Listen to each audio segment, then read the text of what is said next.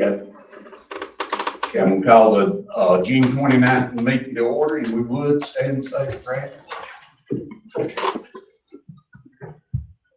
I pledge allegiance to the flag of the United States of America and to the republic for which it stands, one nation, under God, indivisible, with liberty and justice for all. Okay, we're gonna move to administrator, and Debbie will be first up. Okay, in your packets is the final budget amendment, unless I come back with one in July, but this should be pretty close to what we'll come up with. But state funds is the first one. It was for Division 58 through 63, and it's mostly replacing between the purpose codes and some additional funds for our salary payouts. We have more payouts this year. Can we wait for a minute? Can you pull that up, Brandon? Yeah, because I'm waiting. I don't have it, don't have a computer.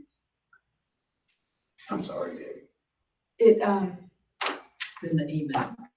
Yes, and see if I put a copy in there. Yeah. I don't have a copy. Okay, I can make a copy. No, that's okay. Standing about little after lunch today because it was just it's got that. I'm sorry. No, that's fine. That's fine. But it's an additional revenue of $139,000 that I budgeted for in fund.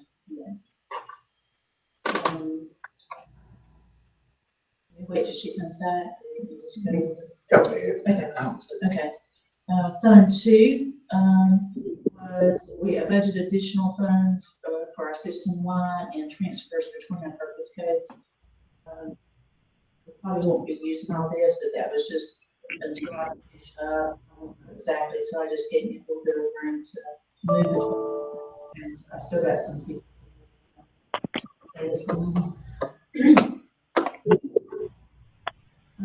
Fund 3, we had 528,000 additional revenue for our 21st century. They set the final payment on that, so it was additional revenues. Our federal programs, they go through, most of them go through the end of September. So that money carries over to the next year to start us up for the next school. Fund 4, some of this was reclassing, and some of it was for some of the classes. I decreased it by $269,000. Really, I had more in there because I wasn't really sure when our buses was going to come in. So they're not going to make it until, so I took some so much budget that would just be sitting there. So I took off some money for that.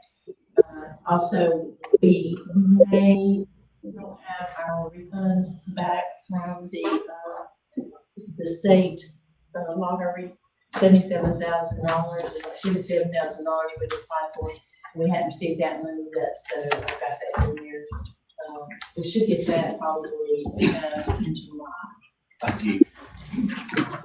We applied for it, but they're not quite through with it, so we haven't received that money yet.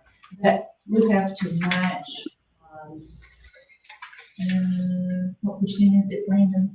5%. 5%. Using the 5% match for the pre-K building. Our architects need to clean up just a few things with DPI and the Planning Commission for them to release that funding. I've confirmed they have sent that information to DPI, and DPI should process it in July and get that reimbursement back. Yeah, we've already applied for it, we just haven't received it yet. And we also will have to take, at the end of last year, we received $104,000. This is in the prior year. We received I'm just kind of giving you an idea of what to expect in the new year. But we received $104,000 for our track, and that came through the state too. Money actually was sent to us up front, so that was in our fund balance for Fund 4. So I will have to this year, since we had to pay the bill this year, that will come out of the Fund 4 fund balance because we were holding that until the bill came in. So that's $104,000.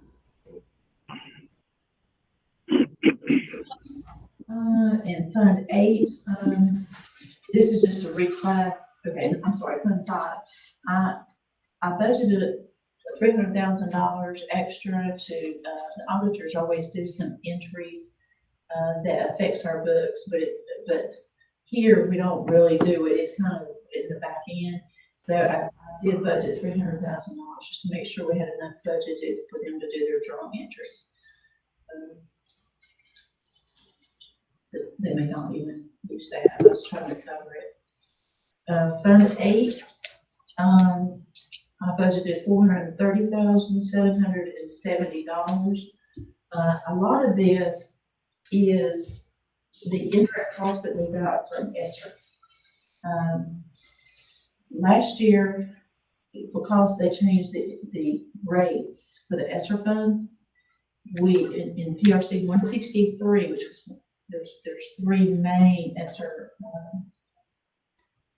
PRCs, 163, 171, and 181. 163, we took that money last year, so it was part of our fund balance last year. This year, it was another $390,000 that we got for ESSER indirect cost. That's money that is ours locally, but we put it in Fund 8. The auditors have suggested that I move salaries from Fund 2 into Fund 8 to use that money up, because that's the only way really we can use that money, and it's just gonna keep building. So he would have rather us to show a fund balance in Fund 2, because I'm taking expenditures from Fund 2, which would increase the fund balance in 2, and it would decrease the fund balance in 8. The expenditures are all the same, it's just in 2 different funds. That's the reason I did that, because I'm gonna probably move some salaries there to use some of that, because that fund balance in that one fund just keeps growing because our indirect cost goes there. And we really, we use some of that to offset pre-K, the amount of our share for pre-K in that. But still, since the indirect cost was so high, he suggested that we boost our fund 2 a little bit, fund balance, and take it out of here. And we did receive a little extra revenues for North Carolina Healthy Schools. That was, I think that was EC, or I don't know, EC. That $4,000 some dollars, who is EC? It was the shack. Oh, that's part of Yeah. that? Okay. Because Lindley and I participated in a mental health cohort. Okay, yes, so there's like 40, that's like 4,000 something for that, and then we got a little bit of I think it's a $5,000 grant from YMCA to help with the YMCA that we're having this summer. So that's it. Anybody need Any Brendan, questions? Mike, I guess Mike can hear us. Everybody okay with this? Okay, I need a motion. I'll move the budget amendment as presented be approved. Need a second? All in favor, raise your hands.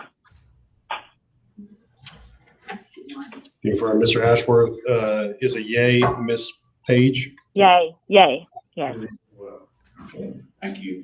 We move on to Henderson Polk agreement. Aaron? Thank you, sir. Yeah, this is our typical agreement that we have each and every year with Henderson County Public Schools. This is for our shared attendance zone around the Saluda Township area, and certainly recommend renewal of this agreement. Okay. Need a motion to approve? I make a motion that we approve the Henderson agreement for inter-county transfers. Need a second? I second. All in favor, say aye. Raise your hand. Aye. 6-0. Ms. Page and Mr. Ashworth are both ayes. Okay, we move on to student transfers. Do we want to vote on it now and take it? I'd like the 2 that want to transfer in, to discuss in closed session. The 2 that want to transfer out, I don't have a problem voting on it. Unless you'd rather do all of them. Let's do them all at one time, may make it easier. think it'd be easier to move all to closed session briefly. Everybody okay with that? Okay, we move on to the Head Start grant, Ms. Harden.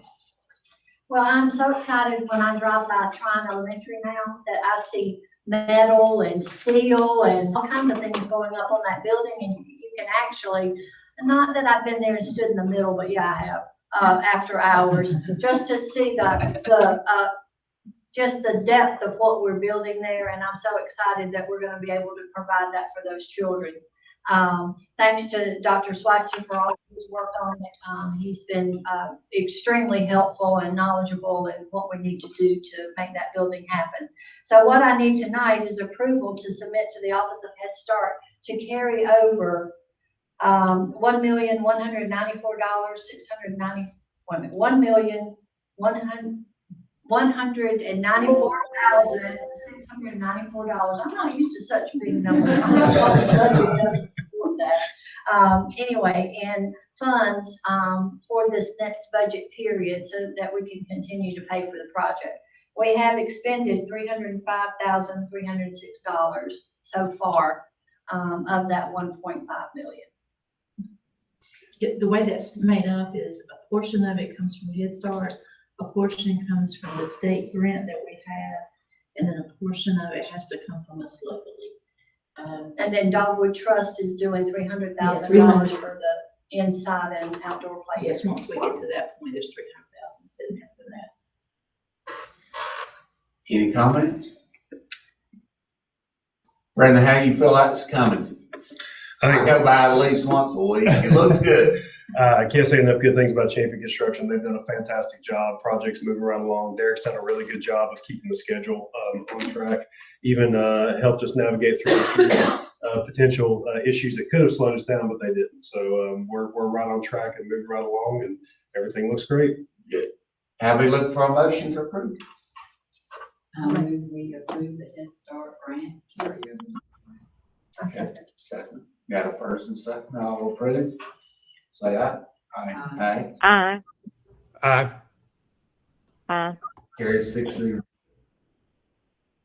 All right, we move on to Polk Central paving. Brandon. All right, thank you, sir. We have discussed that the roadway that carries behind Polk Central Elementary School, behind the gym, has been in pretty significant disrepair. There's significant potholes in the rear, and that is an access road area where our teachers and, more importantly, our pre-K parents and staff, or I'm sorry, pre-K parents dropping off and pre-K staff are actually utilizing that service road. So if I could shrink this down just a little bit.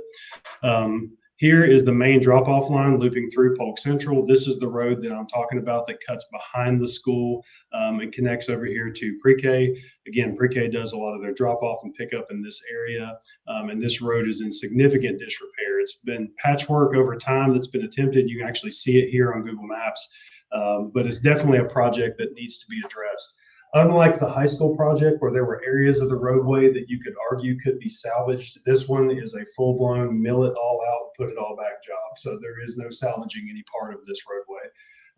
So one portion of what we sought bids on was simply where you see this red line cutting across. So from this area all the way around the rear of the school and this little pad portion for pre-K. And that entire space would be a mill everything out and put everything back at a 2-inch asphalt. We also asked for a separate line item bid for this parking lot, which is actually not quite as old or in as bad a shape, for a crack fill and reseal job on that particular lot to try to extend its lifespan just a little bit. If this image was zoomed out, you would, obviously, as you're all aware, the DOT came in and did a new entryway in, so that's the newest asphalt. This would simply be connecting everything in the rear of the building and shoring up all that drive space, looping all the way back around Polk Central. So that's the scope of the project. We had 3 bidders bid on the project: Caldwell Paving, Stotts Paving, and Tar Heel Paving. Before I get into this, one caveat is that Stotts Paving did not submit a bid related to the crack fill and reseal portion. They did, however, submit a bid related to the repave portion in the rear of the building. So I put a bid table together for a sum of the total bids, which fell in this way. The apparent low bid at this time is actually Caldwell Paving for the repave of the rear of the school and also the crack fill and reseal. Tar Heel came in just behind them, and then Stotts, as you can see, had a no bid on the crack fill and reseal. Our facilities committee actually took a look at this. I'll go ahead and state for the record that similar to the PCHS project, Ms. Jackson is normally a sitting member on the facility subcommittee. She recused herself from that due to a connection to Tar Heel Paving. And we actually had Ms. Danielle Gibbs fill in that position. Facility subcommittee has met and reviewed all the bids and has determined that Caldwell Paving would be the recommended bid in terms of moving forward. They have good reviews coming out of Rutherford County. They actually source their materials locally off of Hugh Champion Road. That is the recommendation for the PC Polk Central Elementary School paving project. Brandon, can you back up 1 minute to the picture you had up? Yes, sir. Sorry.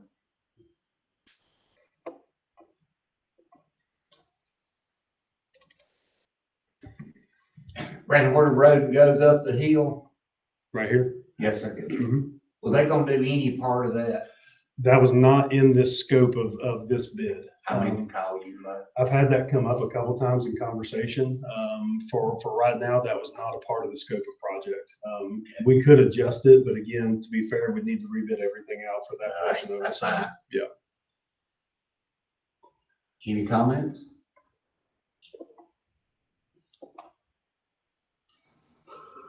I'll just say thank you to Dr. Schweitzer for being quick on that work. It has gotten increasingly worse over time, and the recent rains haven't helped either. So I do feel like it's necessary to get it done. Yeah, the pothole there's several potholes throughout this, but there is a significant one right here that's to the point that sedans or cars are having trouble actually navigating. So this is a much needed repair. Yeah, need a motion to approve. I'm gonna accuse myself because I was in a part of that. Thank you, Chief. I move that we approve it. I'll second. All in favor, say aye. Aye. Aye. Carries 5-0. Okay. Brandon, you be up next. All right, thank you, sir. Polk County School District several years ago was aware that our servers that basically do all of the workforce load for our entire county were starting to fail. Mr. Sherping made a very intelligent move at the time and started to say, hey, instead of us taking a look at buying brand new servers, why don't we go ahead and look at how much of our operations we can move to cloud-based services, essentially farming out our processing power out to a company like Amazon or to Microsoft to actually take care of the computing for our organization and network. Over time, what has proven is that we just simply aren't big enough and don't do enough business up and down with Amazon or with Microsoft to make that worthwhile. If we were a much larger organization, something in the size of maybe Buncombe County, that might actually make sense to not have on-prem equipment and maybe do things in the cloud.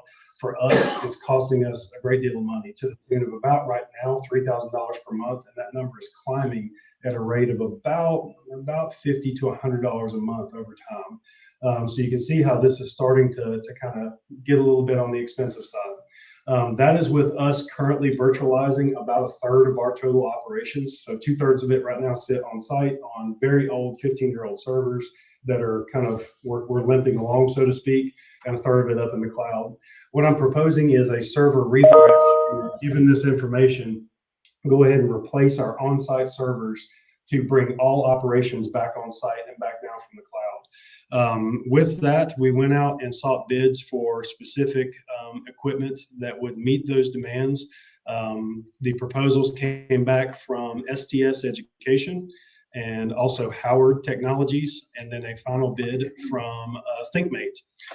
In looking at this is a number for 2 server units. You actually need to order 2 so that you have redundancy in case one fails completely, all operations jump to the other and you don't have a system shutdown. With that being said, you can see STS came in with the apparent low bid across the board actually, and is bidding new equipment. which is a pretty significant thing. Also a pretty stellar warranty service to go along with it. Howard came in at a pretty strong bid as well, and ThinkMate put a bid in for some equipment that was refurbished, was the best they were willing to put forward in terms of meeting our needs. What this essentially will allow us to do, again, pull all operations back down from the cloud. And what I'm most excited about in terms of this project is that essentially in a year's time, this will pay for itself. That $3,000 a month that I cited will go back on the operations side. We won't need it at all for any of what we're doing on the technology side, and all of our technology operations will be run in-house again. We will only be backing up financial records that we have to back up off-site for security purposes, but that's a minimal cost per month, and the state even assists with that one. So my recommendation moving forward would be to proceed with STS Education and their bid for 2 servers at $41,256. Any comments? And where would that be located? Right now, our 2 servers are actually located right down the hall from us. So we're going to bring everything back on site here, specifically because this past year, we also put a generator backup system in here. So if Stearns loses power, we have generator backup to keep all operations across the county running. I make a motion that we accept the district server refresh. Do I have a second? A second. All in favor, say aye. Aye. Aye.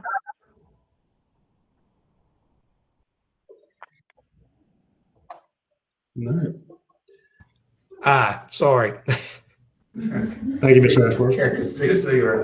Just to follow up a little bit though, how many school systems would you say maintain their own servers?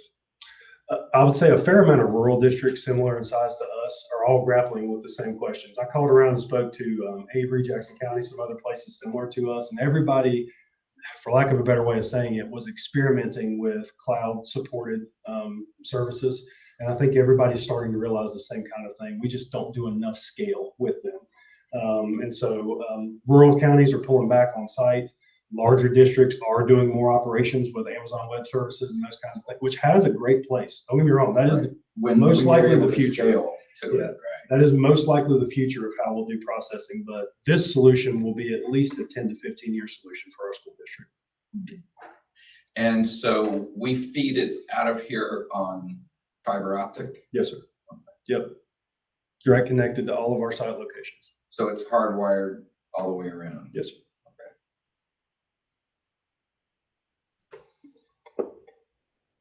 Anyone? Okay, for information, May Head Start Policy Council minutes and May June pre-K monthly report. And I need a motion to go into closed session for personnel and student. Awesome. Yeah, I have a second. I second. All in favor, say aye. Aye. Aye. Carry 6-0. Thank you. Thank you. Dan. Thank you. Dr. Schweitzer, I know that Mr. Murphy will be there to do the